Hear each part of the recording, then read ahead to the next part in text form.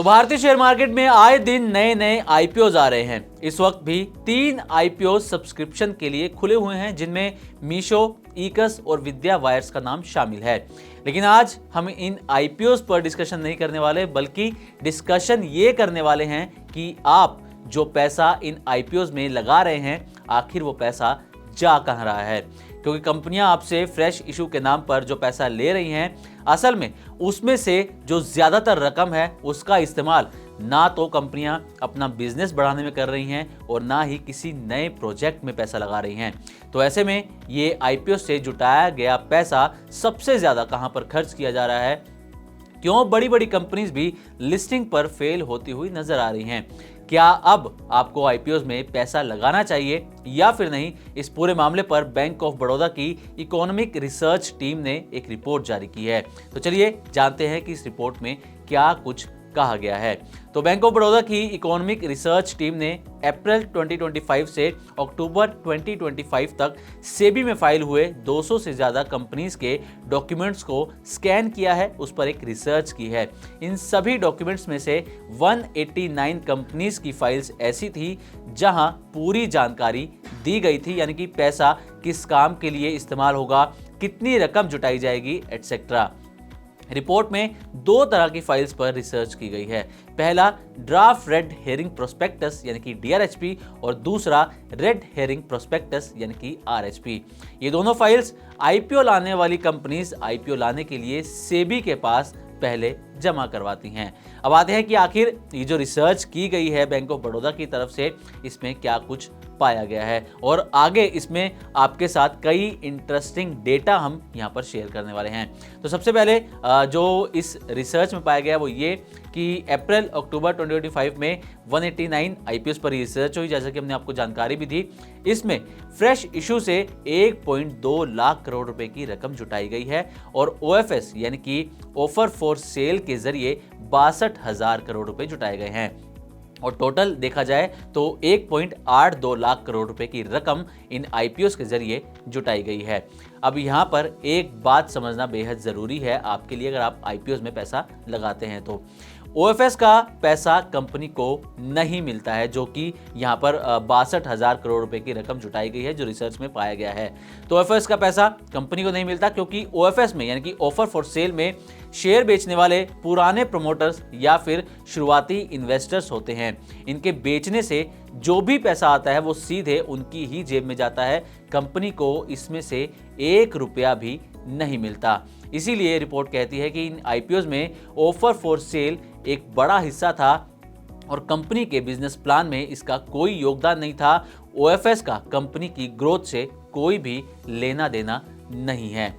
अब आते हैं कि सबसे ज़्यादा पैसे का इस्तेमाल कहाँ किया गया। ये ध्यान देने वाली चीज़ है क्योंकि कंपनीज जब आपसे फ्रेश इशू के नाम पर ये कह के पैसा लेती हैं कि सबसे ज़्यादा पैसे का इस्तेमाल वो अपने बिजनेस बढ़ाने को करेंगी, नए प्रोजेक्ट पर करेंगी, तो आपको ये रिपोर्ट तब ज़रूर याद आएगी। तो आपको बताते हैं कि सबसे ज़्यादा पैसे का जो इस्तेमाल हुआ है बैंक ऑफ बड़ौदा की रिपोर्ट के मुताबिक, जो ये फंड रेज किया गया उसमें से 29% पैसा सिर्फ डेट रिपेमेंट में यानी कि कर्ज चुकाने में इस्तेमाल किया गया है, जो कि लगभग 34,441 करोड़ रुपए बैठता है, जिसका इस्तेमाल डेट रिपेमेंट में किया गया है।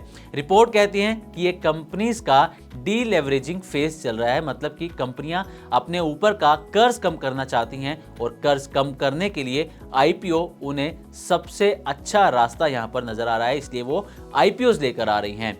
अब जो कि चीफ इकोनॉमिस्ट हैं बैंक ऑफ बड़ौदा के मदन सबनविस, वो क्या कहते हैं ये आपको बताते हैं। तो मदन सबनविस का कहना है कि कंपनीज मार्केट से पैसा उठाकर सबसे पहले अपना कर्ज उतार रही हैं। फ्रेश इशू से जुटाई गई ज्यादातर रकम का इस्तेमाल डेट रिपेमेंट में यहाँ पर कंपनीज की तरफ से किया जा रहा है। अब आते हैं कि बाकी रकम का फिर इस्तेमाल कहाँ पर हो रहा है। जब सबसे ज्यादा पैसा कंपनियां अपने कर्ज पर इस्तेमाल कर रही हैं तो बाकी रकम कहाँ इस्तेमाल हो रही है। तो डेट रिपेमेंट के बाद लगभग 25 से 26% पैसा कैपेक्स में इस्तेमाल किया जा रहा है, यानी कि इसका मतलब है नई यूनिट्स लगाना, मशीनों की खरीदारी करना, मैन्युफैक्चरिंग क्षमता बढ़ाना और नए प्रोजेक्ट्स। ये वो कैटेगरी है जो देश की कैपिटल फॉर्मेशन में योगदान देती है, यानी कि असली इकोनॉमिक ग्रोथ यहीं से आती है जब कंपनी अपना बिजनेस बढ़ाने में, नई यूनिट्स लगाने में पैसा खर्च करती है। अब तीसरा हिस्सा है वर्किंग कैपिटल, ब्रांडिंग और लीज पेमेंट्स का। इन पर खर्च हो रहा है 12% पैसा।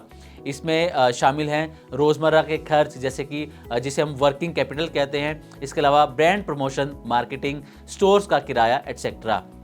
ये कंपनी को चलाने में मदद करते हैं, लेकिन ये ध्यान रहे कि लॉन्ग टर्म ग्रोथ ये नहीं बनाते हैं जो पैसा इसमें 12% इस्तेमाल किया जा रहा है।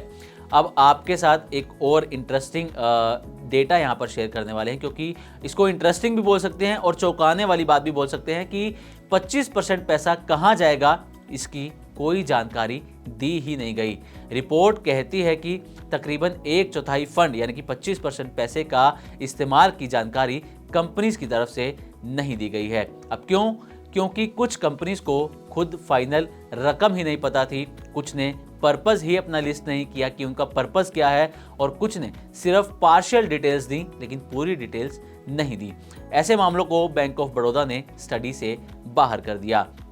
अब एक और दिलचस्प बात, कई कंपनीज DRHP फाइल तो करती हैं, लेकिन मार्केट सिचुएशंस देखकर IPO को आगे बढ़ा देती हैं और कुछ पीछे हट जाती हैं, यानी कि IPOs लाती ही नहीं हैं। DRHP फाइल कर देती हैं लेकिन IPOs नहीं लाती हैं। रिपोर्ट बताती है कि फाइलिंग होने का मतलब IPO आना नहीं है।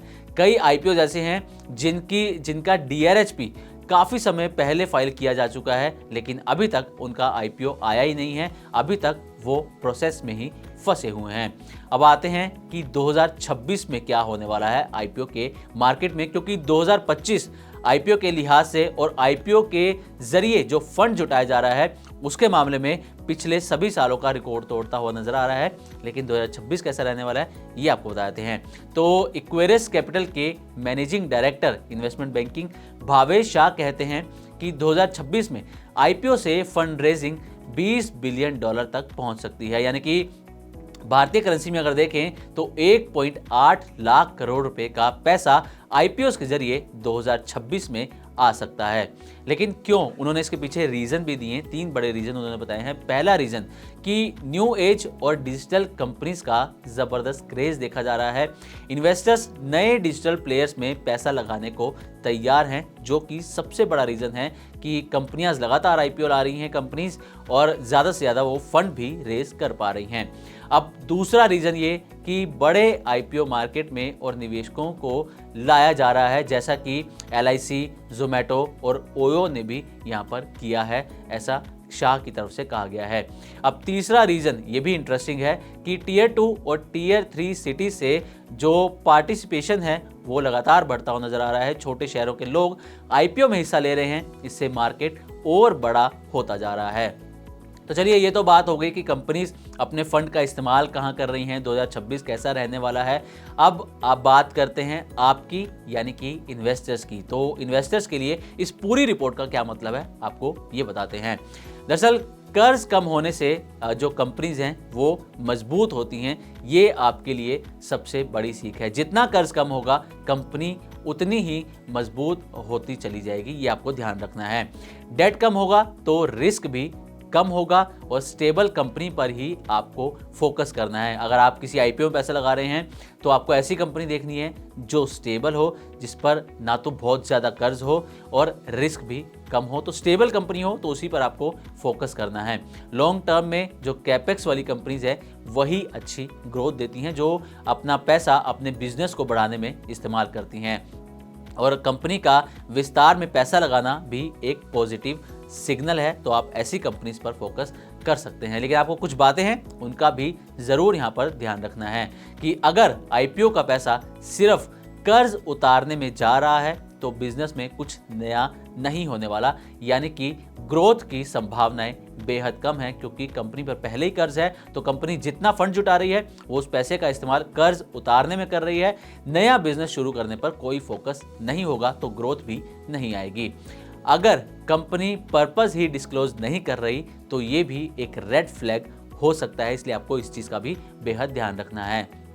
ऑफर फॉर सेल इसमें पैसा कंपनी को नहीं मिलता है। जैसा कि हमने आपको शुरुआत में भी बताया था, अगर आईपीओ में ओएफएस का हिस्सा बहुत बड़ा है तो निवेशकों को फायदा कम होता है। और कई मार्केट एक्सपर्ट्स तो ये भी कहते हैं कि अगर आईपीओ के अंदर ओएफएस का हिस्सा बड़ा है तो आप उस आईपीओ को अवॉइड करें, वही आपके लिए ज़्यादा बेहतर होगा। तो अब आपको 5 गोल्डन रूल्स बताते हैं। अगर आप किसी कंपनी में किसी आईपीओ में पैसा लगाने की सोच रहे हैं तो 5 गोल्डन रूल्स हैं।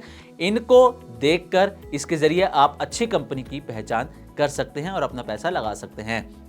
अब पहली निशानी ये कि फ्रेश इशू ज़्यादा हो, ओएफएस का हिस्सा कम हो, जैसा कि अभी हमने आपको बताया भी। तो जितना ज़्यादा फ्रेश इशू होगा उतना ज़्यादा संभावनाएं ग्रोथ की ज़्यादा होंगी। कैपेक्स पर ज़्यादा रकम का इस्तेमाल हो, यानी कि अपना बिजनेस बढ़ाने पर कंपनी ज़्यादा पैसा खर्च करे। इसके अलावा डीआरएचपी और आरएचपी में फंड यूज़ एक सेक्शन होता है, उसे आप ज़रूर पढ़ें। यहाँ पर आपको पता लगेगा कि कंपनी कहाँ कितना पैसा यूज़ करने वाली है और उसी से आप उसकी ग्रोथ का भी अंदाज़ा लगा सकते हैं। कंपनी का डेट टू इक्विटी रेशियो भी आपको ज़रूर चेक करना है। और इसके अलावा भविष्य की जो ग्रोथ स्टोरी है वो कैपेक्स के बिना पॉसिबल नहीं है, ये आपको ध्यान रखना है। तो ये बात हो गई बैंक ऑफ बड़ौदा की पूरी रिपोर्ट की कि कंपनीज जो पैसा जुटा रही हैं फ्रेश इशू के नाम पर, उसका कहाँ पर इस्तेमाल कर रही हैं। ओएफएस अगर किसी में है तो आपको उसमें क्या करना चाहिए उस आईपीओ के अंदर। इसके अलावा इन्वेस्टर्स के नज़रिए से अभी आपको बताया कि आपको किन चीज़ों का ध्यान रखना चाहिए। अब क्योंकि आईपीओस की बात हो रही है तो इस वक्त 3 आईपीओ भी खुले हुए हैं। जैसा कि हमने शुरुआत में ही आपको बताया था कि मीशो, ईकस और विद्या वायर्स के आईपीओ खुले हुए हैं। जाते जाते आपको इसका एक जीएमपी भी बता देते हैं कि जीएमपी क्या संकेत दे रहा है, कितनी कमाई हो सकती है। तो मीशो आईपीओ की बात करें तो ये तीनों आईपीओ 3 से 5 दिसंबर तक खुले रहेंगे, ये आपको ध्यान में रखना है। मीशो का जो जीएमपी है वो इस वक्त 44 रुपये चल रहा है, यानी कि अपना जो प्राइस बैंड है उससे करीब 39% ज़्यादा प्रीमियम पर इसकी लिस्टिंग का संकेत दे रहा है।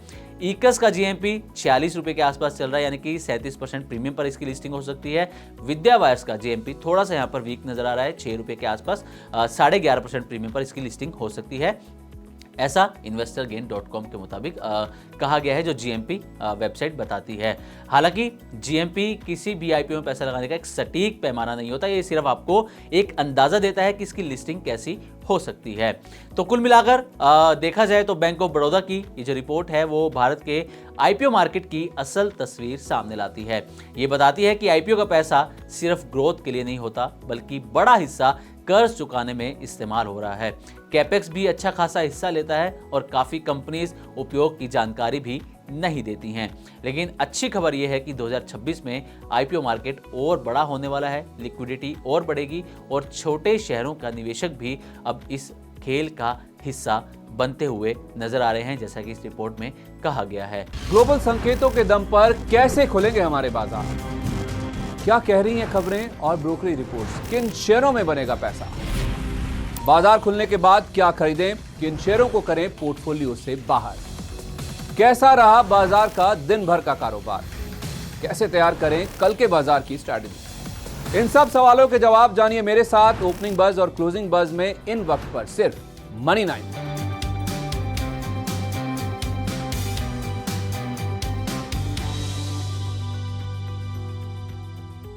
मनी 9 लाया है मेंबरशिप प्रोग्राम मनी 9 प्राइम। अब आपके दिमाग में कई सारे सवाल होंगे, मसलन आखिर क्या है ये मनी 9 प्राइम, आपके लिए यानी दर्शकों के लिए इसके क्या फ़ायदे हैं, और एक बड़ा सवाल ये कि मनी 9 प्राइम से आखिर जुड़ना कैसे है। तो इसकी पूरी जानकारी हम आपको देने जा रहे हैं। मनी 9 प्राइम में 3 प्लान होंगे, इकोनॉमी, स्टैंडर्ड और वीआईपी। तो फटाफट ज्वाइन कीजिए यूट्यूब पर मनी 9 प्राइम। ज्वाइन करने के लिए मनी 9 के यूट्यूब पेज पर जाइए, होम पेज पर मिलेगा ज्वाइन बटन, इसे क्लिक करें, अपनी पसंद का प्लान चुनें और बस हो गया, अब आप रहेंगे सबसे आगे।